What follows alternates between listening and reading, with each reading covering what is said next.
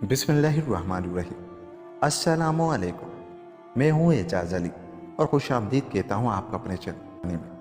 नए आने वाले दोस्तों से गुजारिश है कि मेरे चैनल को सब्सक्राइब कर लें और मेरी वीडियो को लाइक और शेयर ज़रूर किया करें। चलता हूँ आज की कहानी की तरफ। बहुत पुरानी बात है। किसी जगह एक सौदागर रहता था। उसके दो बेटे थे। एक शाम को सौदागर ने अपने बेटों से कहा, बच्चों, रात को तुम जो भी ख्वाब देखो कल सुबह मुझे सुना देना, मगर जो भी अपना ख्वाब छुपाएगा मैं उसे सख्त सजा दूंगा। दूसरे दिन सुबह बड़ा बेटा बाप के पास आया और उसने अपना ख्वाब बयान किया। मैंने ख्वाब में देखा कि छोटा भाई बहुत ही ऊंचाई पर आसमान में उड़ रहा है और यह भी देखा कि आपकी एक भेड़ खो गई है। सौदागर ने छोटे बेटे से पूछा तो उसने क्या देखा, तो छोटे बेटे ने अपना ख्वाब सुनाने से साफ इनकार कर दिया। बाप ने लाख चाहा लेकिन वो राजी ना हुआ। बार बार यही कहे जाता था कि नहीं बताऊंगा, बिल्कुल नहीं बताऊंगा। सौदागर ने अपने मुलाजमों को आवाज़ दी और उन्हें हुक्म दिया तो उसे दूर वीरान जंगल में ले जाओ और दरख्त के तने से बांध दो। मुलाजमों ने सौदागर के हुक्म के मुताबिक छोटे बेटे को एक वीरान जंगल में ले जाकर एक दरख्त के तने से बांध दिया। सूरज की तपश और भूख प्यास और फिर रस्सियों की तकलीफ से उसका बुरा हाल होने लगा। इत्तफाक से उस वीरान जगह से एक नौजवान शहजादे का गुजर हुआ। शहजादे ने सौदागर के बेटे को इस हाल में देखा तो उसे रहम आ गया। रस्सियां काटकर उसे आज़ाद किया, पानी पिलाया और उसे अपने साथ महल ले गया। महल में शहजादे ने उससे पूछा कि वीरान जंगल में तुम्हें किसने बांधा था? मेरे वालिद मुझसे खफा हो गए थे। उसने जवाब दिया, तुम्हारा क्या कसूर था? शहजादे ने फिर पूछा, मैंने अपना ख्वाब सुनाने से इनकार कर दिया था, बस वो खफा हो गए। तुम्हारे वालिद अजीब आदमी हैं, जरा सी बात पर इतनी सख्त सजा दी। आखिर तुम्हें ख्वाब में क्या दिखाई दिया था? शहजादे ने सवाल किया। ये तो मैं आपको नहीं बताऊंगा, छोटे बेटे ने जवाब दिया। कैसे नहीं बताओगे? मैं तुम्हें मौत के मुंह से छुड़ा कर लाया हूँ और तुम मेरे साथ इस तरह पेश आ रहे हो। फौरन ख्वाब बयान करो वरना तुम्हारे साथ बहुत बुरा होगा। शहजादे को एकदम गुस्सा आ गया। अपने वालिद को नहीं बताया तो आपको भी नहीं बताऊंगा। छोटा बेटा अड़ा रहा। चुनाचे शहजादे ने उसे काल कोठरी में बंद करने का हुक्म दे दिया। 1 साल का अरसा गुजर गया। शहजादे ने शादी करने का फैसला किया और दूसरी रियासत की शहजादी से शादी करने के लिए चल पड़ा। शहजादे की एक छोटी बहन भी थी। एक दिन वो घूमते घूमते काल कोठरी के पास पहुंची। सौदागर के छोटे बेटे ने उसे काल कोठरी के एक सुराग से देख लिया और चीख चीख कर कहा, शहजादी मुझ पर रहम फरमाइए, मुझे आज़ाद कर दीजिए। हो सकता है कि मैं आपके काम आऊँ। मुझे पता है कि आपका भाई एक ऐसी सल्तनत की शहजादी से शादी करना चाहता है जो बहुत ही जालिम और चालाक है। मेरी मदद के बगैर वो शादी नहीं कर सकता, उसकी जान चली जाएगी। उससे पहले बहुत से शादी के उम्मीदवार जालिम शहजादी की भेंट चढ़ चुके हैं। तुम मेरे भाई की मदद करने की जिम्मेदारी कबूल करते हो? शहजादी ने पूछा। मैं ज़रूर मदद करता, लेकिन उकाब के पर बंधे हुए हैं, यानी मैं गिरफ्तार हूँ। शहजादी ने फौरन उसको काल कोठरी से आज़ाद करने का हुक्म दे दिया। सौदागर का बेटा आज़ाद होते ही शहर गया और अपने नाम के और अपनी शक्ल जैसे 12 लड़के जमा किए जो उम्र और कद में भी उस जितने ही थे। लगता था कि वो सब भाई हों, यहाँ तक कि उनकी आवाज़, बाल और आंखों के रंग भी एक जैसे थे। उन सब के लिए एक जैसा लिबास सिलवाया, एक जैसे घोड़े लिए और यूं 13 सवार सफर पर रवाना हो गए। एक दिन चलते रहे, दूसरे दिन चलते रहे, तीसरे दिन चलते रहे और चौथे दिन वो एक सुनसान और घने जंगल में दाखिल हुए तो एक बहुत ही खौफनाक चीख सुनाई दी। भाइयों रुक जाओ, मैं जरा देखा हूं कि ये किसकी चीख थी। सौदागर का बेटा ये कहकर घोड़े से उतरा और आवाज की तरफ दौड़ लगा दी। दूर से उसने देखा कि 3 बूढ़े आपस में लड़ रहे हैं और एक दूसरे को बुरा भला कह रहे हैं। बुजुर्ग, अस्सलाम वालेकुम, क्या बात है, आप लोग क्यों लड़ रहे हैं? अरे नौजवान, हमारे वालिद ने वर्षे में 3 जादू की चीज़ें छोड़ी हैं। एक टोपी जिसके पहनने वाला दूसरों को दिखाई नहीं देता, दूसरा उड़ने वाला कालीन और तीसरे तेज चलने वाले जूते। हम 70 साल से आपस में लड़ रहे हैं कि कौन क्या चीज़ लेगा और आज तक फैसला नहीं कर पाए। उनमें से एक बूढ़े ने सौदागर के बेटे को तफसील से बताया। आप लोग अगर इजाज़त दें तो मैं ये चीज़ें आप तीनों में तकसीम कर दूँ। ज़रूर, हम पर यह मेहरबानी कर दो। तीनों एक साथ बोले। सौदागर के बेटे ने अपनी कमान संभाली, उसमें तीर लगाया और एक तरफ छोड़ दिया, फिर दूसरा तीर लगाया और दूसरी तरफ छोड़ दिया और तीसरा तीर तीसरी तरफ। उसके बाद एक बूढ़े को दाईं तरफ, दूसरे को बाईं तरफ और तीसरे को सामने जाने को कहा। जो भी पहले तीर लेकर आएगा उसे जादू की टोपी, दूसरे नंबर पर आने वाले को उड़ने वाला कालीन और तीसरे नंबर पर आने वाले को तेज चलने वाले जूते मिलेंगे। सौदागर के बेटे ने फैसला कर दिया। तीनों बूढ़े तीरों की तलाश में दौड़ने लगे। सौदागर के बेटे ने तमाम जादू की चीज़ें जमा की और अपने हम शक्लों के पास पहुंचा। उसने उनसे कहा, अपने अपने घोड़ों को आज़ाद कर दो और मेरे साथ उड़ने वाले कालीन पर बैठ जाओ। वो सब उस कालीन पर बैठ गए और उस शहजादी की सल्तनत की तरफ उड़ने लगे जिससे शहजादा शादी करना चाहता था। वो 13 हम शक्ल और शहजादा भी ये सब एक साथ शहर के दरवाजे पर पहुंचे। सौदागर के बेटे ने वहां शहजादे से कहा, हमें अपनी मुलाजमत में ले लो, हम तुम्हारे बहुत काम आएंगे और तुम्हारे हर हुक्म की तामील करेंगे। शहजादे ने सबको मुलाजिम रख लिया, किसी को खानसामा बनाकर, किसी को अस्तबल की देखभाल पर, किसी को घर की सफाई पर, तो किसी को किसी और काम पर। दूसरे दिन सुबह शहजादा तैयार होकर अपनी शादी की बात करने शहजादी के महल पर पहुंचा। शहजादी बहुत ही गर्मजोशी से उससे मिली, उसकी बड़ी खातिर मुदारात की और पूछा कि किस मकसद से आए हो। शहजादे ने जवाब दिया कि तुमसे शादी करना चाहता हूँ। शहजादी ने कहा, वैसे तो मैं तैयार हूँ, लेकिन तुम्हें मेरे 3 मसले हल करने होंगे और अगर एक भी मसला हल न कर पाए तो तुम्हारा सर तन से जुदा करवा दूंगी। तुम तीनों मसले बताओ। शहजादे ने बेपरवाही से कहा, मेरे पास कल कुछ होगा, क्या होगा ये नहीं बताऊंगी। जो कुछ भी मेरे पास कल होगा तुम उसका जोड़ लेकर आओ। ये पहला मसला था। शहजादा मायूस और परेशान वापस आया। सौदागर के बेटे ने पूछा, क्यों परेशान हो शहजादे? शहजादे ने सब कुछ बयान कर दिया। सौदागर के बेटे ने कहा, आप परेशान ना हो, सब कुछ ठीक हो जाएगा। सुबह के इरादे शाम के इरादों से बेहतर होते हैं, अभी तो और बड़ी मुसीबतें आएंगी। शहजादा आराम करने के लिए चला गया। सौदागर के बेटे ने जादू की टोपी सर पर रखी, तेज चलने वाले जूते पहने और शहजादी की ख्वाबगाह में दाखिल हो गया। अब वो सबको देख सकता था पर उसे कोई नहीं देख सकता था। उस वक्त शहजादी अपनी सबसे वफादार मुलाजमा से कह रही थी, ये लो कीमती चमड़ा, मेरे मोची के पास जाओ और कहो कि मेरे लिए एक बहुत ही खूबसूरत जूतों का जोड़ा बनाए। मुलाजमा उसी वक्त दौड़कर शहजादी के मोची के पास गई और चमड़ा देकर शहजादी का हुक्म सुना दिया। मोची सब काम छोड़कर फौरन जूते बनाने लगा। उसने जूते बनाकर खिड़की पर रखे। सौदागर के बेटे ने जूतों की जोड़ी उठाई और अपनी जेब में रख ली। शाही मोची जूते ढूंढने लगा।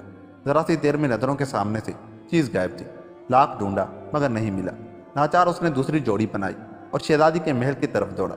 शहजादी को मोची पर बहुत ही गुस्सा आ रहा था कि उसने इतनी देर लगा दी। मोची को देखकर उसे इत्मीनान हुआ।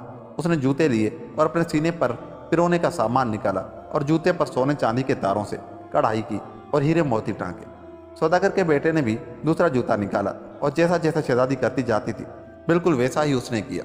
जूतों का जोड़ा तैयार हो गया। काम खत्म करके शहजादी मुस्कुराई और बोली, देखूंगी शहजादा कल क्या कारनामा दिखाता है। सौदागर का बेटा वापस घर लौटा, अपनी टोपी और जूते छुपाए और सो गया। दूसरे दिन उसने शहजादे को जगाया, उसे जूता दिया और कहा, यह है जवाब शहजादी के सवाल का। शहजादा नहा धोकर अच्छे कपड़े पहनकर शहजादी के पास पहुंचा।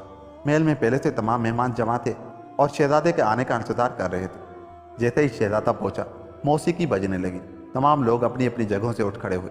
शहजादी ने एक जूता निकाला जो कीमती हीरे जवाहरात से जगमग कर रहा था।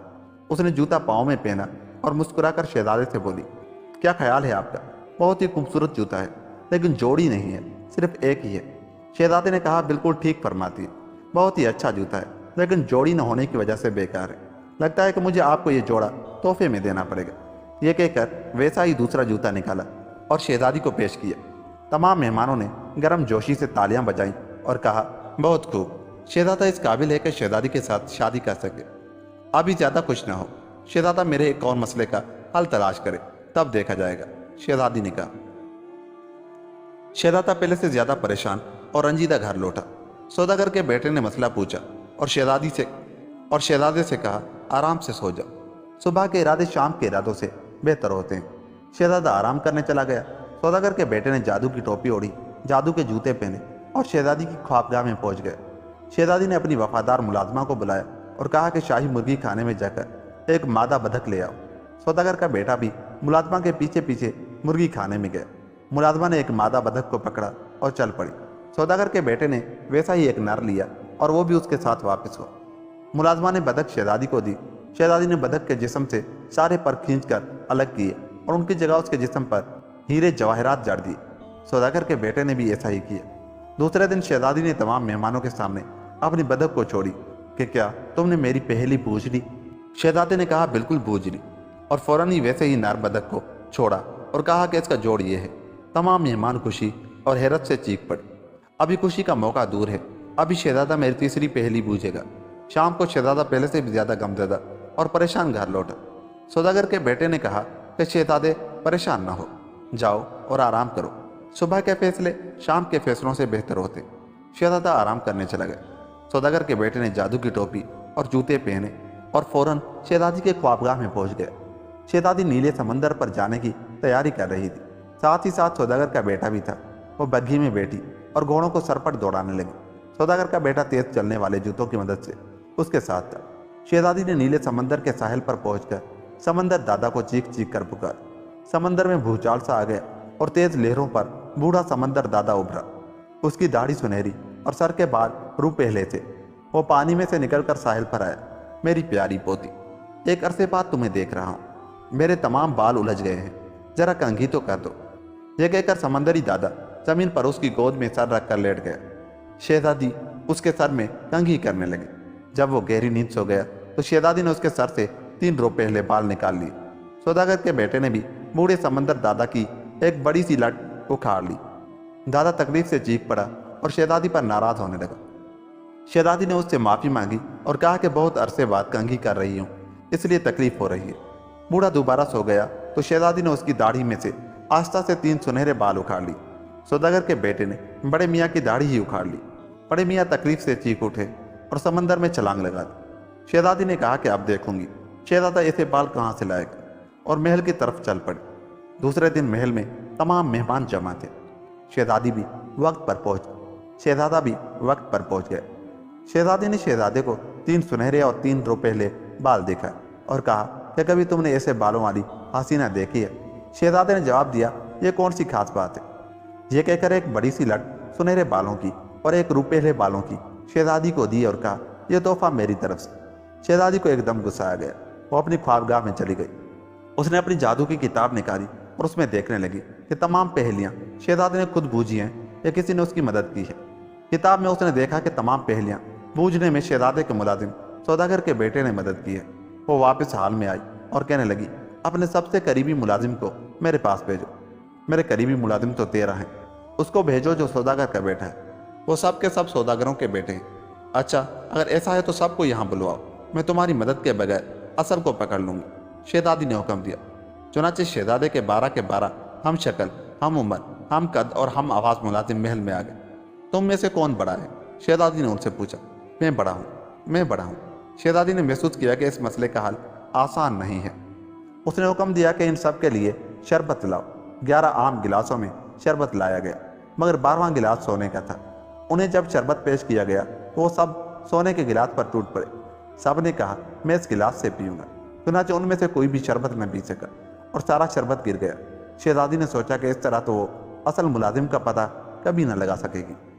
उसने हुक्म दिया कि तमाम मुलाजिमों को खूब अच्छी तरह खाना खिलाया जाए और महल में उनके सोने का इंतजाम किया जाए। रात को जब वो सब हम शक्ल अच्छी तरह खाना खा चुके और गहरी नींद सो गए तो शहजादी ने अपनी जादू की किताब की मदद से असल सौदागर के बेटे का पता लगा लिया और उसकी एक कलम के बाल कनपट्टी पर से काट लिए ताकि सुबह उसे फांसी दी जा सके। सुबह सवेरे जब सौदागर का बेटा उठा और आईने में अपनी शक्ल देखी तो उसकी एक कलम कटी हुई थी। उसने अपने तमाम हम शक्लों को जगाया और कहा कि जल्दी से वो भी अपनी अपनी वही कलम काट ले जो उसकी कटी हुई है। थोड़ी ही देर बाद शहजादी कमरे में आई और देखा कि सबकी कलमें साफ हैं। वो मायूस हो गई और जादू की किताब को आग में फेंक दिया। अब उसके पास सिवाय इसके कि शहजादे से शादी कर ले और कोई रास्ता न था। शादी खूब धूमधाम से हुई। 3 दिन तक तमाम सल्तनत में शादी की खुशियां मनाई गई। दावतें खत्म हुई तो शहजादे ने अपनी दुल्हन के साथ अपने मुल्क वापस जाने का इरादा किया। उसने अपने मुलाजिमों को पहले रवाना कर दिया। 13 हमशक्ल शहर के बाहर आते ही कालीन पर बैठे और उड़ने लगे। जंगल में वो उसी जगह पर पहुंचे जहां उन्होंने अपने घोड़े छोड़े थे। जमीन पर उतरते ही सौदागर के बेटे ने अपने साथियों से कहा कि सब अपने घोड़े एक जगह ले आए, मैं अभी आता हूँ। ये कहकर वो घने जंगल में उस जगह पहुंचा जहां उसे ये तीनों जादू की चीजें मिली थी। अभी वो वहां पहुंचा ही था कि एक तरफ से एक बूढ़े को दौड़कर आते देखा। सौदागर के बेटे ने उसे उड़ने वाला कालीन दे दिया। थोड़ी देर बाद दूसरा बूढ़ा दौड़ता हुआ आया। उसे जादू की टोपी मिल गई और आखिर में आने वाले को तेज चलने वाले जूते दे दिए। फिर वो वापस आया। उसके सब साथी घोड़ों को तैयार कर चुके थे। उसका भी घोड़ा तैयार था।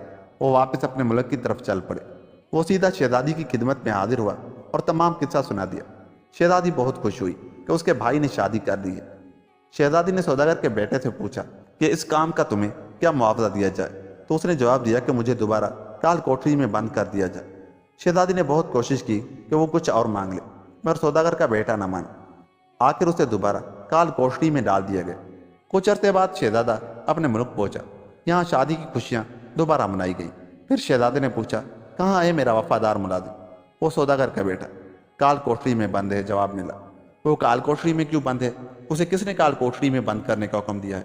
शहजादा गुस्से से गरजा। शहजादी आगे आकर बोली, भाई तुम ही ने तो उसे काल कोठरी में बंद करने का हुक्म दिया था। तुम्हें याद है उसने तुम्हें अपना ख्वाब सुनाने से इनकार कर दिया था। तुम उससे खफा हो गए थे, उससे कैद करवा दिया था। क्या ये वही है? हाँ वही है। मैंने उसे तुम्हारी मदद के लिए वक्ती तौर पर छोड़ा था। शहजादे ने उसको फौरन पेश करने का हुक्म दिया। जैसे ही सौदागर का बेटा सामने आया, शहजादा उससे लिपट गया और अपनी गलती की माफ़ी मांगने लगा।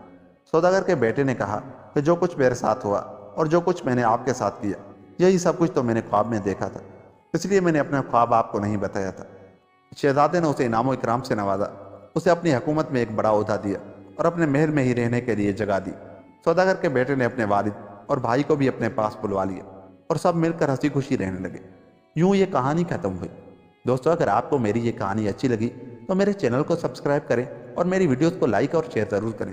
यार बहुत मेहनत लगती है, आप लाइक भी नहीं करते और शेयर भी नहीं करते, और सब्सक्राइब करते हुए तो आप डरते हैं। ठीक है, मिलता हूँ अगली कहानी के साथ। तब तक अपना बहुत सा ख्याल रखिएगा। अल्लाह निगहबान।